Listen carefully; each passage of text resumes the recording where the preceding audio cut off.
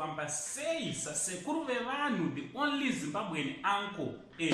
Nekuti ndimika makanditi aiwa sekuru chigarirai mastreets imomo muchiona nyaya dzachona mauya nadzo motipakurira kuti zvizvipitika.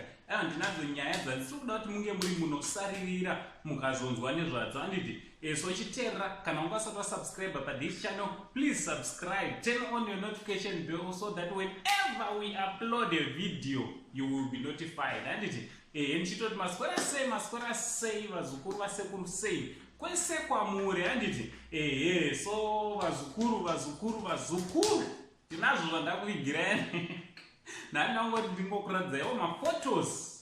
Handiti ari kutenderera mumaplatform esocial media. Handiti foto yekutanga iri yaDr. Amai Joyce Mujuru. Handiti foto riri panapa vakarova hembe dzechirume. Aiwa aida kumboona nesa kuti aiwa body inenge yasvika chaipo pavaida. Handiti so what do you think nekadressing kakarohwa naDr. Joyce Mujuru? Handiti vazukuru ndinemwe vhidhiyo yavo futi yekumbodzokera kumashure. Pane vamwe vasingaziva kuti vainomboita nezvei. Ava ndipolitician. Handiti she's a politician. Vane mamwe mashoko akambotaura pakafirst pinned comment.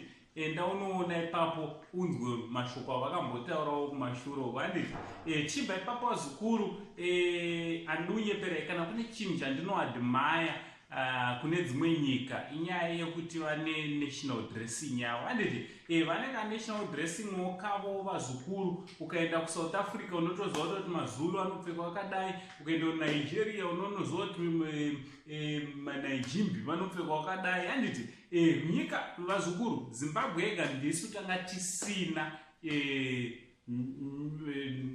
dressing, national dressing inozikanwa. Handiti but hurumende yedu yakazotaiwa tikaiti kugadzirira dressing ndo maphotos andikuisa panapa. Ndoda kungoti mungozviondera vazukuru zvionerei, what do you think nenational dressing aichangobva kuintroduciwa kunyika yeZimbabwe?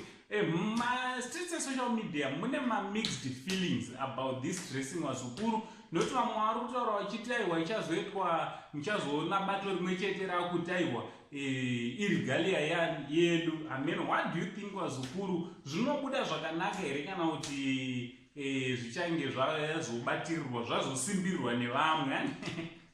In what I believe about national dressing, hazvina basa kuti zvonuriwe bato ripi kana kuti hausapote bato ripi. Handiti unongotora dressing wopfeka zvichiita kuti nesuwo tinge tiri nezvinhuwo zvatinozvikudza nazvo. Handiti tinge tine hembewo dzatinozvikudza nadzo. Handiti so hamene kuti munozvionawo sehembe dziri panapa vazukuru, munotendera kunge muri munokomentawo kumakoments. Handiti wakomenta wobva wasiyawo like, wobva washarewo nevamwe. Handiti vazukuru ngationei futi mamwe mavidheos edu atinawo pachannel panapa.